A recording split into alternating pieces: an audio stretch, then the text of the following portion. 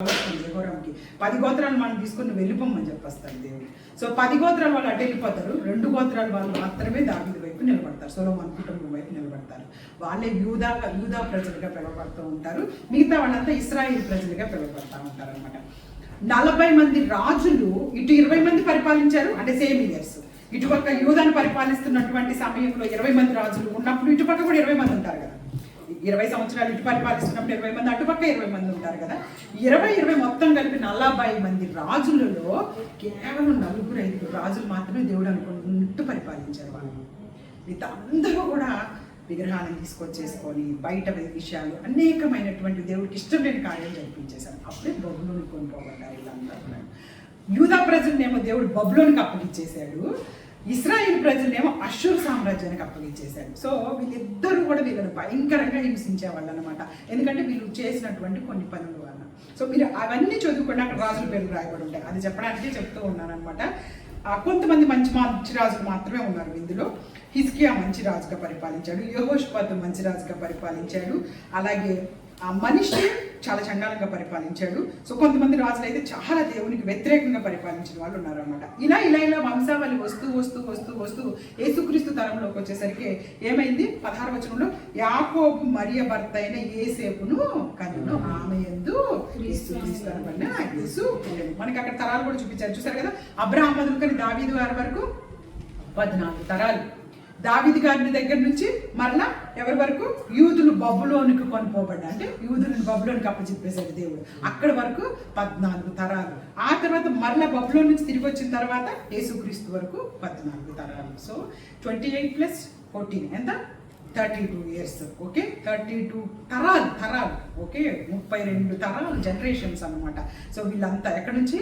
Abraham గారి దగ్గర నుంచి యేసుక్రీస్తు ప్రభు వారి దాకా. ఇది గుర్తుపెట్టుకోండి. అవి జస్ట్ తరాల గురించి నేను మాట్లాడుతున్నాను. చిన్న ప్రార్థన చేసుకొని ఈ దిన వాక్యంలోకి వెళ్ళిపోదాం. ఇది ఫస్ట్ ఇంట్రడక్షన్. అండ్ ఇక్కడ ఒక విషయం కూడా నేను గుర్తు చేస్తాను, చూడండి. 5వ వచనం చూడండి. 5వ వచనం కూడా చాలా ఇంపార్టెంట్ వర్స్ అనమాట.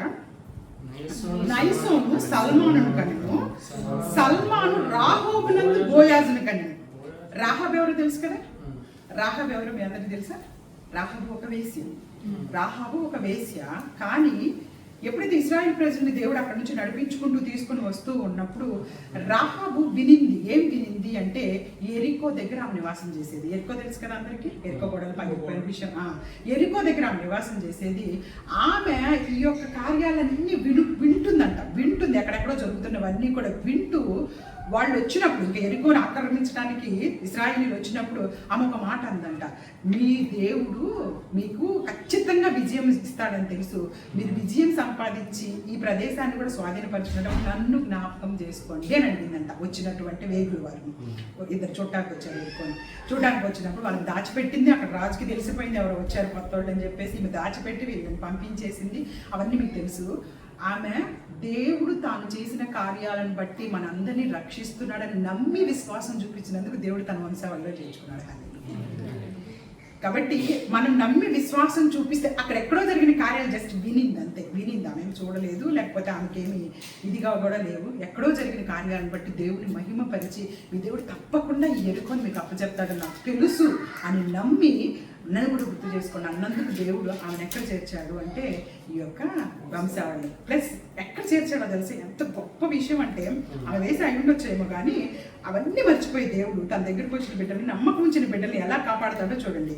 రాహాబు నందు బోయాజును కనెను, బోయాజు రూతు భర్త. చూడండి ఎంత గొప్ప విషయము, ఎంత గొప్పగా వాళ్ళని ఎంకరేజ్ చేస్తున్నాడు దేవుడు, నమ్మకం విశ్వాసం ఉంచిన బిడ్డల్ని. రూతు నందు ఓబేదుని కనెను, ఓబేదు యెష్షయిని కన్నాడు, యెష్షయి దావీదుకి. ఎక్కడికి వెళ్ళిపోయింది ఆమె? దావీదు యొక్క అమ్మమ్మకి వెళ్ళిపోయింది రాహాబు. ఇదే తరంలో యేసుక్రీస్తు ప్రభువు వారు వచ్చారు. ఎంత గొప్ప విషయము ఇక్కడ మనకి రాయబడి ఉందంటే, ఏం పాపం చేస్తున్నావు, ఏం కార్యాలు చేస్తున్నావు, దేవుని యందు విశ్వాసం నుంచి, నమ్మకం నుంచి నువ్వు గనక వాటన్నిటిలో నుంచి బయటకు రాగలిగితే దేవుడు ఖచ్చితంగా మనందరినీ కూడా ఆయన పరలోక రాజ్యంలో చేర్చుకుంటారు. రక్షణ చాలా ముఖ్యమైనది. రక్షణలోకి ఒక్కసారి వచ్చిన తర్వాత నేను పరలోకం చేర్చే వరకు ఆయన వదిలిపెట్టు. మనం వదిలిపెట్టినా కానీ ఆయన మాత్రం నీ చెయ్యి నా చెయ్యి వదిలిపెట్టడు. నేను రక్షణలోకి తీసుకున్న వచ్చింది ఆయనే కాబట్టి ఖచ్చితంగా పరలోక రాజ్యంలోకి నేను నడిపించే వరకు నీ చెయ్యి నా చెయ్యి ఆయన పట్టుకునే ఉంటారు. హల్లెలూయా. కాబట్టి ఈ దినం దేవుని యొక్క వాక్యంలోకి వెళ్ళిపోదాము. సరే, మనందరము కూడాను లూకాసు వార్త 4వ అధ్యాయం ఈరోజు ధ్యానం చేసుకుందాము. లూకాసు వార్త 4వ అధ్యాయం.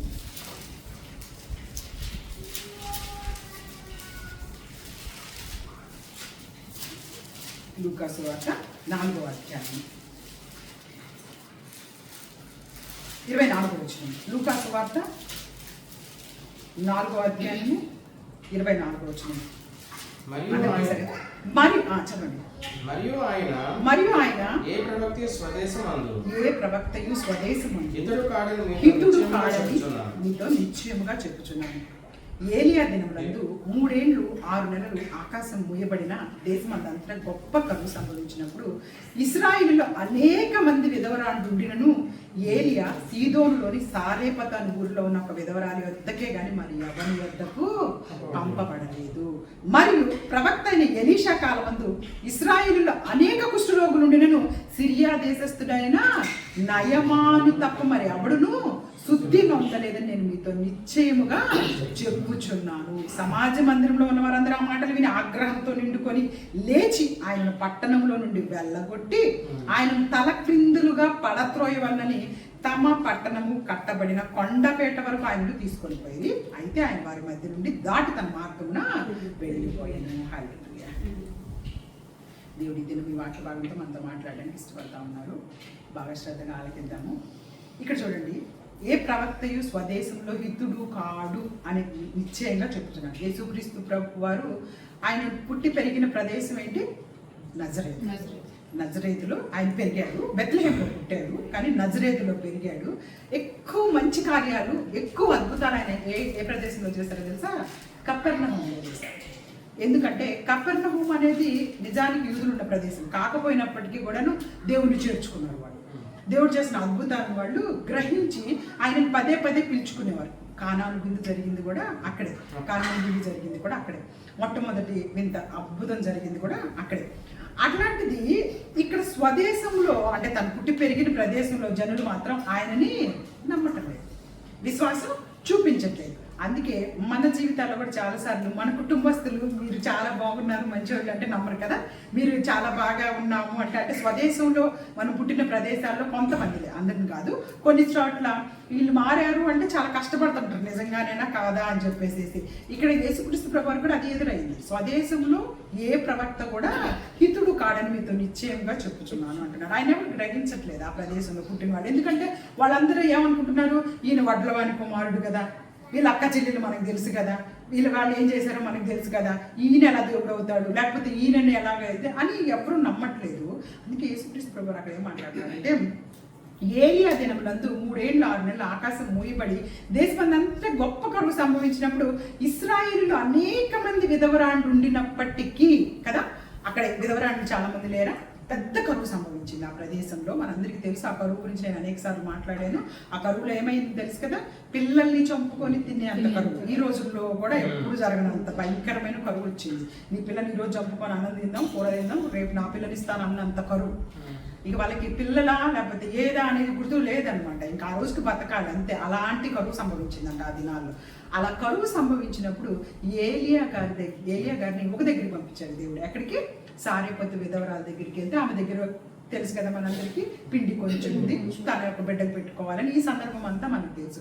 ఇక్కడ ఈ విషయంతో దేవుడు మనతో ఏం మాట్లాడాలనుకుంటున్నారంటే, ఎంతో మంది విధవరాండ్రు అక్కడ ఉన్నప్పటికీ కూడాను ఒక విధవరాన్నింటికి పంపించి ఆ విధవరానికి సమృద్ధిగా దేవుడు కల్పించగలిగినటువంటి ఆ యొక్క విషయాన్ని దేవుడు ఇక్కడ ఎందుకు ప్రస్తావిస్తున్నాడంటే, ఎన్నో సంఘాలు ఉండొచ్చు మన దగ్గర, లేకపోతే ఎంతమందిమో మనం ఎక్కడెక్కడో ఉండొచ్చు, కానీ నిన్ను నన్ను ఒక మంచి ప్రదేశంలోకి దేవుడు తీసుకొచ్చి పెడుతున్నాడు అంటే మన మీద దేవుని కృప ఎంత ఉందో అర్థం చేసుకోవాలి. హల్లెలూయా. ఇది నేను దేవుడు అదే మనతో మాట్లాడాలనుకుంటుంది. ఎంతో మంది విధవరాండ్రు ఉన్నారు ఆ దేశం మొత్తంలో, ఎంతోమంది కరువులో ఉన్నారు. కానీ ప్రవక్తని ఒక వ్యక్తి దగ్గరికి పంపించి ఆ కుటుంబాన్ని కాపాడటానికి దేవుడు కృప చూపించాడు. ఈరోజు నువ్వు నేను ప్రతి ఒక్కరు ఒక్కొక్కరు ఇక్కడ ఉన్న వాళ్ళందరినీ కూడాను మనల్ని కూడా దేవుడు ఆ దేశం నుంచి ఈ దేశానికి నడిపించి ఆయన కృప కుమ్మరించి అనేక మంది మన దేశంలో కూడా ఉద్యోగాలు లేని వాళ్ళు ఉండొచ్చు కదా, అనేక మంది కష్టాలు పడుతున్న వాళ్ళు ఉండొచ్చు కదా. కానీ మనల్ని ఈ స్థితిలో నిలబెట్టుకోవాలని ఆయన కృప మన మీదకి కుమ్మరిస్తూ ఉన్నాడు అంటే అది మనం ఈ దినం బాగా అర్థం చేసుకోవాలి. ఆయనకి మన పట్ల ఏదో ప్రణాళిక ఉంది. హల్లెలూయా. ఈ దేశంలో మనం చేయాల్సినటువంటి పని ఆయన పని. ఓకే, మనం చేసుకునే పనులు ఎలాగో చేసుకోవాల్సిందే, కానీ ఆయన కొరకు మనం చేయాల్సిన పని ఏదో ఉంది. కాబట్టి ఎంతమంది ఉద్యోగం లేని వాళ్ళు ఉన్నా, ఎంతమంది ఎన్నో కష్టాల్లో ఉన్న వాళ్ళు ఉన్నప్పటికీ కూడా నీకు నాకు సమృద్ధిని అనుగురించి ఇక్కడ కూర్చోబెడుతున్నాడు. హల్లెలూయా. ఇది మనం జ్ఞాపకం ఉంచుకోవాలి. ఆయన యొక్క వాక్యంలోకి మనం ప్రతి క్షణము కూడా చాలా శ్రద్ధగా వెళ్ళాలి. ఆ తర్వాత మాటలు కూడా చూడండి. మరియు ప్రవక్త అయిన ఎలీషా కాలమందు ఇశ్రాయేలులో అనేక మంది కుష్ఠరోగులు ఉన్నారు. అసలు కుష్ఠరోగం అనేది ఆ దినాల్లో భయంకరంగా ఉండేది. ఎక్కడ పడితే అక్కడ కుష్ఠరోగమే. అసలు ఇంక వేరే జబ్బు అంటే తెలియదు వాళ్ళకి, కుష్ఠరోగమే అందరికీ కూడా. ఎందుకంటే ఫ్యామిలీ జనరేషన్స్ నుంచి వచ్చేసేది వాళ్ళకి కుష్ఠరోగాలు వచ్చేసేవి అనమాట. సో అనేక మంది కుష్ఠరోగులు ఉన్న ఎలీషా కాలంలో ఆ యొక్క సిరియా దేశస్థులను నయమాను దగ్గరికి మాత్రమే దేవుడు పంపించి శుద్ధి నిందించాడు. మిగతా ఎవ్వరు కుష్ఠరోగుల దగ్గరికి దేవుడు పంపించలేదు ప్రవక్తని. లేకపోతే అతనికి తెలిసే విధంగా ఎవరికి కూడా కుష్ఠరోగుల్ని ఎలీషా ప్రవక్త దగ్గరికి వెళ్ళండి అన్న అక్క జ్ఞానాన్ని దేవుడు అనుగ్రహించలేదు. కాబట్టి ఇక్కడ కూడా దేవుడు మనతో తెలియపరుస్తున్నాడు. అనేక మంది అస్వస్థతతో ఉన్నామేమో, అనేక మంది ఇక్కడ ఉన్నటువంటి ప్రదేశాల్లో సరిగా లేని ప్రదేశాల్లో ఉన్నామేమో, కానీ నువ్వు నేను స్వస్థతతో బ్రతుకుతూ ఎంత ప్రయాణాలు చేసినా ఎంత చేసుకుంటున్నప్పటికీ ఈ విధంగా ఆరోగ్యంగా కూర్చోగలుగుతున్నామంటే నీ మీద నా మీద దేవుని యొక్క కృప అధికంగా ఉంది. హల్లెలూయా. కృపను మించిన కృపలో మనం దినము బ్రతుకుతూ ఉన్నాం. కాబట్టి ఆ విషయాన్ని మనం జ్ఞాపకం చేసుకోవాలి. ఈ మాటలు చెప్తున్నప్పుడు సమాజ మందిరంలో ఉన్నారంటే ఆ మాటలు విని ఏమంటున్నారు చూడండి. ఆగ్రహంతో నిండుకొని ఆయనను పట్టణం నుండి వెళ్ళగొట్టి తల క్రిందులుగా పడవేయాలని చెప్పేసేసి పట్టణం కొండపేట అంటే వాళ్ళు కట్టుకుంటారు, ఒక ఊరి చుట్టూ వాళ్ళు ఒకటి కట్టేసుకుంటారు అనమాట. అక్కడ వరకు ఆయన తీసుకొని పోయారట. అంటే లాక్కొని పోయారు, ఆయన చంపేయాలని చెప్పేసి. అందులో ఏమైనా తప్పులు ఉన్నాయా? పైనుంచి చెప్పిన మాటల్లో ఏమైనా తప్పుగా కనపడుతున్నాయా? అసలుకి ఆయన చంపే అంత తప్పు ఏమైనా కనపడుతుందా? అసలుకి కక్ష, కేవలం అసూయ.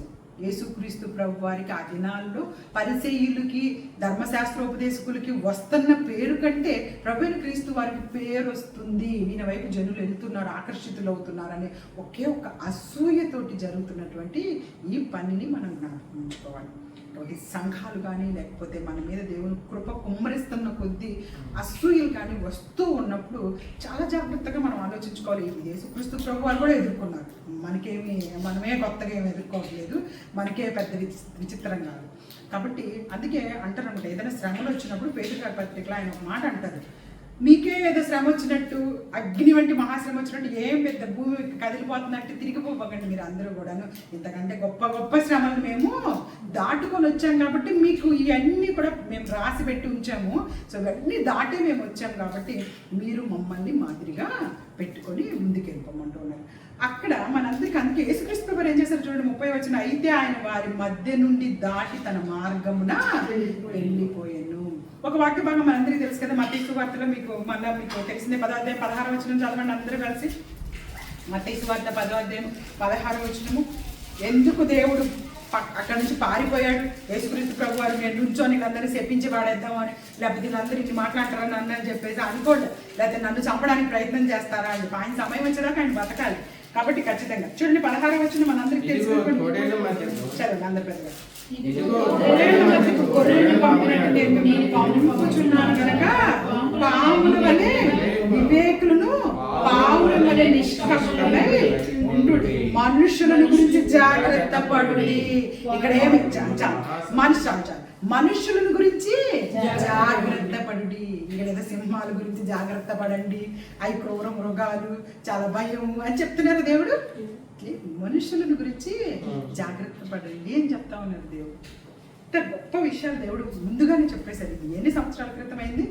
మన ఇప్పుడు జరుగుతున్న కాలమా? ఇప్పుడున్న జనరేషన్లో మనుషుల గురించి 2025 సంవత్సరాల క్రితం దేవుడు మాట్లాడుతున్న మాటలు మనుషుల గురించి జాగ్రత్త పడండి.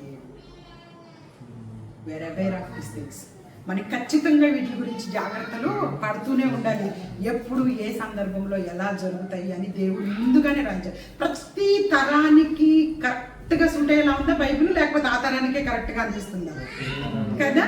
ఇప్పుడు ఇంగ్లీష్ బైబిల్ చదువుతున్న వాళ్ళు చాలా మంది ఉన్నారు, తెలుగు బైబిల్ కూడాను. ఈ లాంగ్వేజ్ ఇప్పుడు చదువుతున్న మనకే చాలా చాలా కష్టంగా, చాలా పెద్ద పెద్ద పదాలు, నేను ఇంత పెద్ద పెద్ద పదాలు వాడారా ఆ రోజుల్లోనే అన్నట్టు లేదు.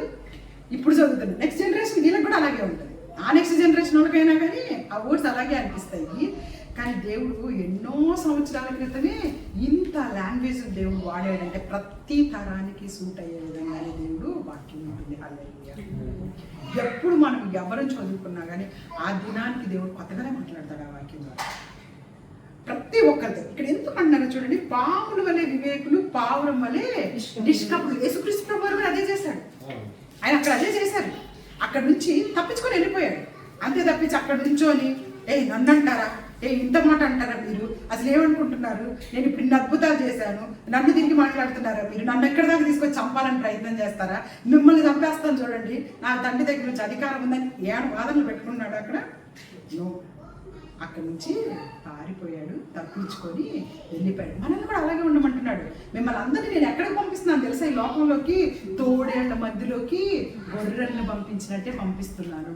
మీరు గొర్రెల్లాగే ఉండాలి నా విషయంలో. ఎవరి విషయంలో గొర్రెల్లా ఉండాలి? లోకస్తుల విషయంలో కాదు. లోకం వాళ్ళు ఏం చెప్తే అలాగే చెప్పినట్టు గొర్రెల్లా ఉండమని కాదు.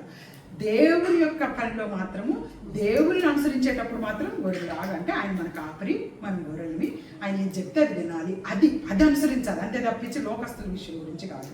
ఇక్కడ ఉన్న లోకస్తులంతా ఎవరు? తోడేలు. అవి కనికరించవు.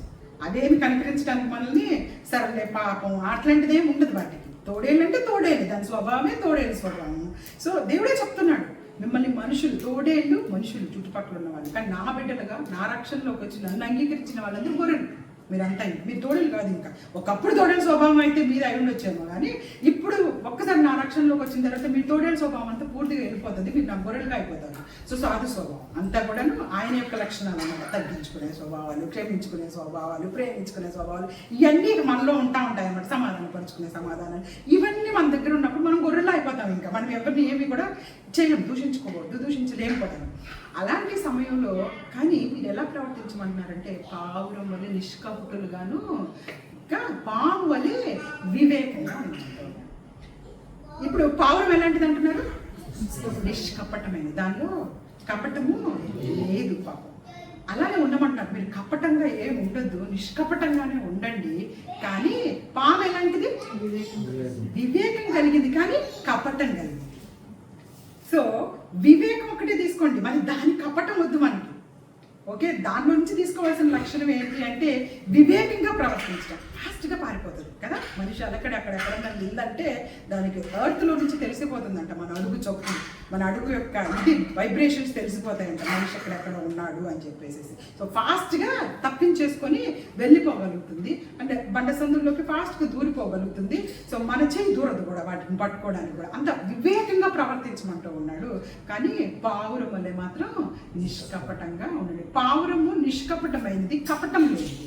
కానీ పాము కపటమైనది, కానీ వివేకం కలిగింది. పాపం పావురానికి వివేకం తెలియదు, అది తొందరగా దొరికిపోతుంది అనమాట. ఎవరికైనా, వేటగాళ్ళకైనా, వీళ్ళకైనా కానీ దొరికిపోతూ ఉంటుంది.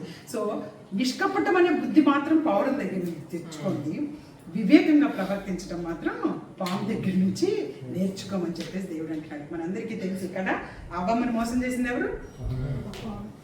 ఎందుకు? అప్పుడు చాలా జంతువులు ఉన్నాయి, దేవుడు సృష్టించిన జంతువుల్లో చాలా జంతువులు ఉన్నాయి. పాము వివేకంగా ఉంటుంది కాబట్టి సాతాను పాములు వాడుకున్నాడు. హలో, సో ఇంక వేరే జంతువులు వాడుకోలేదు. వాడు ఎందుకు వాడుకోలేదు అంటే అవన్నీ కూడా తెలివిగా ప్రవర్తించవు అవ్వని పడేసే విషయంలో. సో ఖచ్చితంగా పాము వివేకం కలిగింది కాబట్టి వివేకంగానే మాట్లాడుతుంది, వివేకంగా ఆమెను ఎలా రావాలో లాక్కొస్తుంది అనే విషయం తెలుసు కాబట్టి సాతాను కంపల్సరీ పాముని వాడుకున్నాడు. కాబట్టి మనం కూడా దేవుడు ఏం చెప్తున్నారంటే, మీరు వివేకంగా ప్రవర్తించండి, నిష్కపటులుగానే ఉండండి. కపటంతో ఏం ప్రవర్తించవద్దు, కానీ అక్కడి నుంచి తప్పించుకునే విషయాల్లో మాత్రం వివేకంగానే మనం ఉండమంటారు. ఇంకొక చిన్న విషయం కూడా చెప్పుకొని ఇది ముగించేసుకుందాము, 5 నిమిషాలు. యోహాను సువార్త 5వ అధ్యాయం. యోహాను సువార్త 5వ అధ్యాయం. ఇక్కడ కూడా ఒక ముఖ్యమైన విషయం మీకు అందరికీ తెలుసు, ఇది కేవలం జస్ట్ వాకింగ్ కొరకు నేను మళ్ళా తెలియపరచడానికి ఇష్టపడతా ఉన్నాను. యోహాను సువార్త 5వ అధ్యాయము నేను చదువుతాను, అది ఆ సందర్భం అంతా మీ అందరికీ తెలుసు. అటు తర్వాత యూదుల పండుగ ఒకటి వచ్చిన కనుక యేసు యెరూషలేమునకు వెళ్ళింది. 5వ అధ్యాయం 1వ వచనం నుంచి. యెరూషలేములో గొర్రెల ద్వారం దగ్గర హెబ్రీ భాషలో బెతస్థాన పడిన ఒక కోనేరు కలదు, దానికి 5 మంటపములు కలవు. ఆయా సమయములకు దేవదూత కోనేటిలోకి దిగి నీళ్లు కదిలించుట కలదు. నీరు కదిలింపబడిన పిమ్మట మొదట ఎవరు దిగున వాడు ఎట్టి వ్యాధి గలవాడైనను బాగుపడను కనుక ఆ మంటపంలో రోగులు, గుడ్డివారు, కుంటివారు, ఊచకాల చేతులు గల వారు గుంపులుగా పడి ఉండరు. అక్కడ 38 ఏండ్ల నుండి వ్యాధి గల ఒక మనుషుడును. యేసు వాడు పడి ఉన్నట్టు చూచి వాడు అప్పటికి బహు కాలం నుండి ఆ స్థితిలో ఉన్నాడని ఎరిగి స్వస్థపడకూర్చున్నావా అని వాడిని అడిగారు. అయ్యా, నీళ్ళు కదిలింపబడినప్పుడు నన్ను కోనేటిలోకి దించుటకు నాకు ఎవడనూ లేడు కనుక నేను వచ్చినంతలో మరొకటి నాకంటే ముందుగా దిగుని ఆయనకు ఉత్తరించింది. యేసు నువ్వు లేచి నీ పరుపెత్తుకున్నాడు అని వానితో చెప్పగా వెంటనే వాడి స్వస్థత నుండి తను పరుపెత్తుకొని నడిచెను. హల్లెలూయా, హల్లెలూయా. ఎంత అద్భుతం అక్కడ జరుగుతుంది చూడండి. అయితే ఈ అద్భుతం చేసిన తర్వాత కూడా 15వ వచనం ఒకసారి చూడండి, మధ్యలో అంతా మీరు తర్వాత చదువుకొని. వాడు వెళ్ళి తను స్వస్థపరిచిన వాడు యేసు అని యూదులకు తెలియజెప్పును.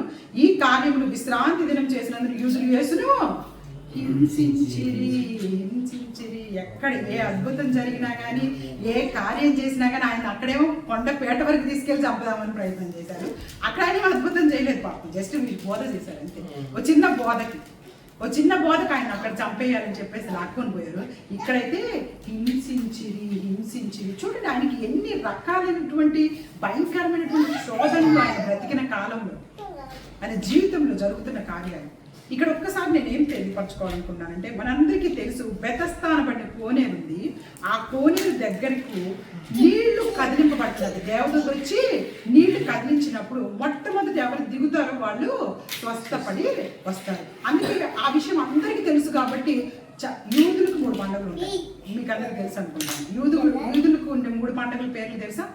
అది కంపల్సరీ, అది వారి యొక్క మోషే గారి కాలం నుంచి నడిపించి ఇశ్రాయేలుని తీసుకొచ్చిన దగ్గర నుంచి ఆ 3 పండుగలకి ఎక్కడున్న యూదులైనా సరే యెరూషలేము ఆలయానికి వెళ్ళాలి, వాళ్ళు ఆ పండుగను ఆచరించాలి. ఆ పండుగ సమయాల్లోనే ఇక్కడ చాలా జరుగుతూ ఉంటాయి.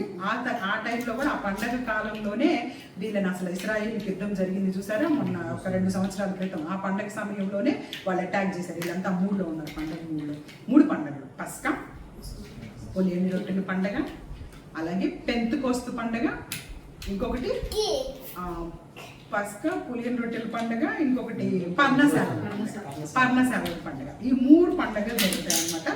ఒక్కొక్క దానికి వివరణ తర్వాత మనం తెలియపరుచుకున్నాము. ఎప్పుడు పులియని రొట్టెల పండుగ చేయాలి, ఎప్పుడు పర్ణశాలల పండుగ చేస్తారు, ఎప్పుడు పెంతెకోస్తు అంటే అది వచ్చినప్పుడు పస్కా పండుగ చేస్తారు. ఇవన్నీ 3 పండుగలు ఉన్నాయి. సో ఈ పండుగ సమయంలో పైన ఏం రాశారు? యూదుల పండుగ ఒకటి వచ్చును, యేసు యెరూషలేమునకు వెళ్ళెను. ఎందుకంటే యేసుక్రీస్తు ప్రభువారు ఎవరు? యూదులు. కంపల్సరీ పండుగ యెరూషలేముకి వెళ్ళాల్సింది. అది నేను అనేకసార్లు చెప్పాను. యేసుక్రీస్తు ప్రభువారు ఈ లోకంలో ఉన్నంత కాలము కూడాను ధర్మశాస్త్రం బహుగా గట్టిగా అమలుపరచబడుతున్న దినాల్లో ఆయన ఉన్నారు. అది మీరకూడదు ఎవరు కూడా. అది మీరితే మళ్ళీ ఉరిశిక్ష పడతారు, వాళ్ళందరికీ చంపేస్తారు. అందుకని యేసుక్రీస్తు ప్రభువారు కూడా తన మానవుడుగానే ప్రవర్తించారు కాబట్టి ఉన్న కాలం అంతా కూడాను ఆయన అన్ని ఫాలో అయ్యారు. ఏ విధంగా తన తల్లిదండ్రులకి ఎటువంటి ఇబ్బంది కలగకుండా ఏది చేయాలో అన్ని ఆచారం, అన్ని పద్ధతి ప్రకారమే చేశారు. అయితే ఇక్కడ చూడండి, 38 ఏళ్ల నుంచి ఒక వ్యక్తి అక్కడ పడున్నాడంట. అక్కడ రోగులు, గుడ్డివారు, కుంటివారు, ఊచకాలు వారు ఉన్నారు. చూడండి, దేవదూత కోనేటిలోకి దిగి నీళ్లు కదిలించినప్పుడు, నీళ్లు దేనికి గుర్తు? నీళ్లు దేవుడు ఇస్తున్నటువంటి నీళ్లు మనకి జీవాహారం, ఆయన ఇచ్చేటటువంటి జీవజలం కదా, మనందరికీ తెలుసు. సో జీవజలం ఆయన ఇస్తాడు నీళ్లు. ఆ రోజు దేవదూత కదిలిస్తూ ఉంది నీళ్లు అంటే, ఈ దినం మన జీవితాల్లో కదిలించబడాల్సింది వాక్యం. వాక్యం నిన్ను కదిలించినప్పుడు, ఎప్పుడైతే నువ్వు ప్రతిదినం కనీసం, నేను ఇంతకుముందు కూడా చెప్పాను, రోజుకు 2 అధ్యాయాలు చదివితే సంవత్సరంలో బైబిల్ చదివేయచ్చు. కరెక్ట్ లెక్క పెట్టుకుంటే ప్రతిదీ కూడా ఆదికాండం నుంచి ప్రకటన గ్రంథం వరకు రోజుకు 2 అధ్యాయాలు మీరు చదివితే చాలు, సంవత్సరంలో బైబిల్ మొత్తం ఫినిష్ చేయొచ్చు. సో దేవుని యొక్క వాక్యము మనకేమిస్తూ ఉంటుంది? జీవాన్ని ఇస్తూ ఉంటుంది, మనకి జీవాన్ని ఇస్తూ ఉంటుంది. దేవుని యొక్క వాక్యం చదివే కొద్దీ కూడాను మనలో జీవం పెరిగిపోతూ ఉంటుంది, జీవం పెరిగిపోతూ ఉంటుంది. దేవుని వాక్యాన్ని అందుకే చదవడం బాగా నేర్చుకోవాలి. ఇక్కడ కదిలింపబడటం నీళ్లు అంటే ఆ దినాల్లో నీళ్లు కదిలింపబడినప్పుడు దేవదూత వాళ్ళందరూ రోగాలు ఉన్న వాళ్ళందరూ బాగుపడుతున్నారేమో, కానీ ఈ దినం మనకి కొత్త నిబంధన కాలం వచ్చేసింది. మనకి అందరికీ కూడా ఇక్కడ యేసుక్రీస్తు ప్రభువారు ఆ నీళ్లు దేవుని యొక్క వాక్యము, అదే మనకి జీవజలం, అదే మనకి జీవింపజేసేది. ఆ పైన మనందరికీ తెలిసిందాక మనం చదువుకున్నప్పుడు లూకాసు వార్త 4వ అధ్యాయంలో దేవుని శోధించినప్పుడు దేవుడు ఏమన్నాడు? నేనేం ఆహారం వల్లనే ప్రతి దేవుడు వచ్చే నోటి నుంచి వచ్చే ప్రతి మాట వల్ల మనిషి జీవింపజేస్తారు. మీకు కూడా, మీకు అందరికీ కూడా చాలా ఎక్స్పీరియన్స్ అయ్యే ఉంటుంది. మీకు బాధలో ఉన్నప్పుడు, కష్టాల్లో ఉన్నప్పుడు, ఇబ్బందుల్లో ఉన్నప్పుడు దేవుని యొక్క మాట చాలా ఓదార్పునిస్తుందా లేదా? దేవుని మాట ఎవరైనా చెప్పేవాళ్ళు ఉన్నా, లేకపోతే దేవుని యొక్క ప్రార్థన చేసేవాళ్ళు ఎవరైనా ఉన్నా, మనకి ధైర్యం చెప్పేవాళ్ళు ఎవరైనా ఉన్నా, దేవుని గురించి విషయాలు మనకి వెంటనే కొంచెం అది నూతనమైన శక్తిని మనకి అందింపచేస్తుంది. మనం ఎందుకు గుంపుగా కూడుకోవాలి, ఎందుకు సమాజంగా కూడుకోవాలి, ఎందుకు పదే పదే ప్రార్థన చేయాలి, ఇవి ఒకరి నుంచి ఒకరికి మనకు వచ్చేటటువంటి ఆదరణకర్త మన దేవుడు. సో ఆయన వాక్యం ఆదరిస్తుంది మనందరినీ కూడా. కాబట్టి ఈ దినం అక్కడ నేను అతని స్వస్థపరచడం గురించి కాదు కానీ చెప్పాలనుకుంది, ఆ కోనేటిలోకి దిగి నీళ్లు కదిలింపబడుతున్నప్పుడు అనేక మంది ఎలా స్వస్థత పొందుతున్నారో, అలాగే మన జీవితంలో కూడా దేవుని అనే వాక్యం ద్వారా కదిలింపబడితే ఖచ్చితంగా మనందరం కూడాను దేవుని యొక్క వాక్యంలో స్వస్థత పొందుకుంటాము. మన జీవితాలు చాలా చక్కగా ముందుకి వెళ్తాయి. ఈ 38 సంవత్సరాల నుంచి బాగలేని వ్యక్తిని దేవుడు ఒక మాట అడుగుతూ ఉన్నారు. ఇదిగో వాడు అప్పటికి బహుకాలం నుండి ఆ స్థితిలో ఉన్నాడని, చాలా కాలం నుంచి 38 ఏళ్ల నుంచి పాపం వాడిని తీసుకెళ్ళి నెలలో మొట్టమొదటి చేసేవాళ్ళు లేరు, ఎప్పుడు హెల్ప్ చేసేవాళ్ళు. అలాంటి స్థితిలో నువ్వు నేను కూడా ఉన్నాను. ఎంతో కాలం నుంచి ఈ సమస్య నా నుంచి వెళ్ళిపోవట్లేదండి, ఎంతో కాలం నుంచి నాకు చాలా ఇబ్బందిగా అనిపిస్తుంది, ఈ సమస్య నాకు చాలా తీరట్లేదు అని నీ యొక్క కుటుంబమా, నీ యొక్క ఉద్యోగమా, నీ యొక్క ఇంకేదైనా సమస్య ఉందేమో, కానీ వాటన్నిటి నుంచి కూడా నీళ్లు కదిలింపబడినట్టుగా వాక్యము ద్వారా నువ్వు ప్రతి దినం చదువుకుంటూ కదిలింపబడుతూ ఉంటే కనుక ఖచ్చితంగా ఆ యొక్క సమస్య మన అందరి నుంచి దూరం అవును కాక. ఎవరికి సమస్య ఉంటే ఆ సమస్యలు దూరం అవును కాక. అలాగే చూడండి, అక్కడ వెంటనే ఆ రోగి స్వస్థపడగోరుచున్నామని ఎవరు అడిగారు? ఇతను అడిగాడా? ఏసైని ఇతను అడగట్లేదు, కానీ దేవుడే మన దగ్గరకు వచ్చి నీకు ఆ సమస్య తీసేయాలనుకుంటున్నాను, తీసేయమంటావా అని చెప్పేసి నువ్వు వాక్యం చదువుకోవడం మొదలెడితే అడుగుతాడు. సో ఆ దినం అతను ఇదిగో అయ్యా నీళ్ళు కదిలింపడం నన్ను కోనేట్లోకి దించుకు ఎవ్వరూ లేరు కాబట్టి అని చెప్తున్నాడు. ఈ రీజన్స్ అవసరం లేదు దేవుడికి. ఇప్పుడు అవును స్వస్థపడగోరుచున్నావా అని అడగగానే అవునయ్యా అంటే అయిపోతుంది దేవుని దగ్గర. ఇలాంటివి కాకుండా నాకెవరు వేయటానికి లేరయ్యా అన్ని దేవుడికి తెలుసు, ఎవరు వేయాలో ఎవరు వేయకూడదో, ఎందుకు వేయలేదో, ఇంతకాలం ఎందుకు కదలలేదు, ఇవన్నీ ఆయన వస్తాడు, ఆయన ఖచ్చితంగా ఇది స్వస్థపరచాలి, అవన్నీ కూడా ఉన్నాయి మనకి. ఆయన సమయంలో ఆయన చేస్తారు. కాబట్టి దేవుడు నిన్ను నన్ను కూడా ఈ సమస్య నుంచి విడుదల పొందగోరుతున్నావా అంటే అవునయ్యా కోరుతున్నాను, అంతే మనకు కావాల్సింది. ఆయన పాదాల దగ్గరికి వెళ్ళిపోయి మన సమస్యను ఆయన దగ్గర పెట్టేసేసుకొని నాకు విడుదల కలుగు చేయమని చెప్పేసి కోరుకోవడమే.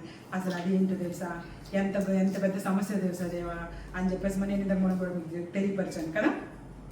కొండ అంత సమస్యని దేవునితోటి, మన గొప్ప దేవునితోటి, అయ్యా ఇదిగో నువ్వు చాలా గొప్ప దేవుడివి, నా సమస్య ఇదిగో ఇంత చిన్నదని చెప్పాలి. అంతేగాని మనం ఏం చేస్తూ ఉంటామంటే దేవుడిని చిన్నగా చేసేసి నాకు ఎంత పెద్ద సమస్య తెలుసా, అసలు ఇంత సమస్య ఎవరికి రాదు తెలుసా, నాకు ఇష్టమే ఇంత పెద్ద సమస్య, అసలు నా సమస్య కొండంత నువ్వు కూడా తీర్చలేవేమో అన్నంతగా మనం దేవునితోటి అన్నెసరీ టాక్స్ పెడతా ఉంటాం. అది వద్దనే వద్దు, మనకి అనవసరమైన విషయం అది.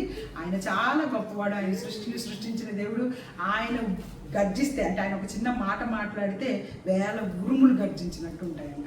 ఆయన వెలుగు 1000 కోట్ల సూర్యుడు నిలబడ్డట్టు ఉంటుందంట. సో అంత వెలుగు, ఒక సూర్యుడు ఎదురుగానే మనం ఎండకి అదిరిపోతున్నాం. 1000 కోట్ల సూర్యుడు ఉంటే ఎంత వెలుగు, అంత వెలుగు ఆయన.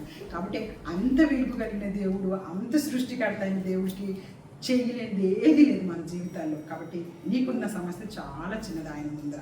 కాబట్టి అలాంటివన్నీ కూడా ఆయన పాదాల దగ్గర పెట్టేసేసుకొని 38 ఏళ్ళ నుంచి బాగోలేకపోయినా ఇంకా ఎన్నేళ్ల నుంచో నీకు సమస్య వెంబడే వస్తున్నా అన్నిటి మన దేవుడి దగ్గర వాక్యం చదువుకుంటుంటేనే జీవం పొందుకుంటాం. అది చెప్పడానికి నీళ్ళు కదిలింపబడటం అంటే నీవు కదిలింపబడాలి వాక్యం ద్వారా కదిలింపబడి దేవుళ్ళు ఎదగాలి. అలాగే అనేక మంది ఆ రోజు రోగస్తులు ఉన్నప్పటికీ కూడాను కేవలము ఒకరి దగ్గరికే దేవుడు పంపిస్తున్నాడు. కృప అంటే ఈ సంఘానికి అంత కృపణిస్తా ఉన్నాడు దేవుడు. కాబట్టి మన సంఘంలో మనందరం ఏకమత్యంగా ఏక మనస్సుతో కలిగి ప్రార్థన చేద్దాం. అందరూ బాగుపడాల్సిందే, అందరము దేవుడిలో బాగా నిలబడాలని కోరుకుంటూ చిన్న వాటి బాగా దేవుడు ఆశ్రయించి దీవించుకున్నాడు.